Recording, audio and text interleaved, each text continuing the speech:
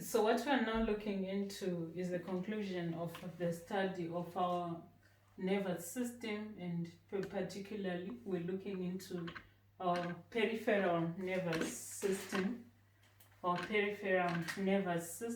and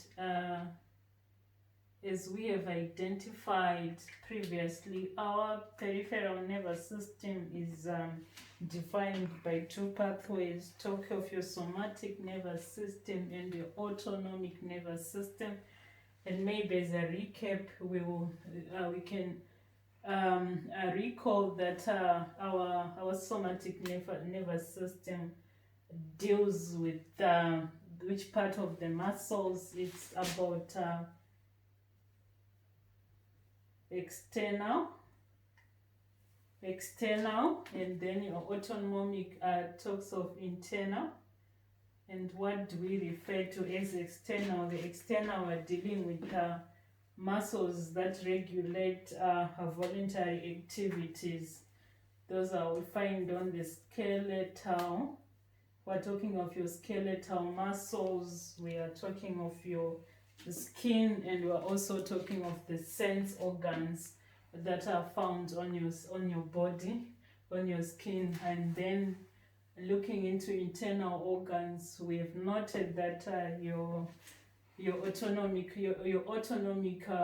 nervous system deals with the innervation of your internal organs that deals with involuntary activity. Like you can actually define as your autonomic nervous system as involuntary, with the exception of breathing, which is not involuntary.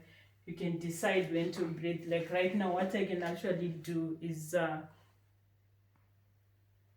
I've held my breath. I can actually make a conscious decision to hold my breath. So in other words, as far as internal functions such as breathing, by those organs that are found internal, the activity of breathing is actually something that is voluntary, so with the exception of your breathing and also sexual arousal, which is something that you decide on.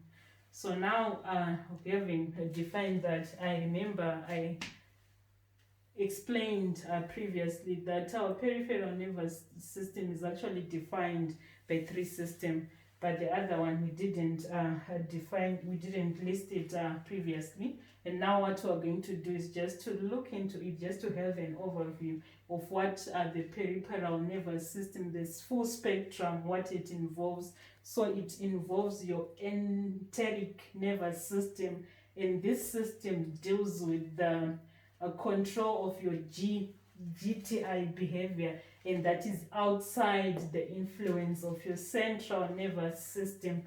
And then we have also looked into your sympathetic nervous system, and now we just sort of listed what it deals with. Your sympathetic nervous system deals with the increase of your heart rate, it deals with your breathing, it deals with your perspiration, that is sweating, it deals with the dilation of your pupil, and it deals with inhibits motility. Motility is the movement of your GIT.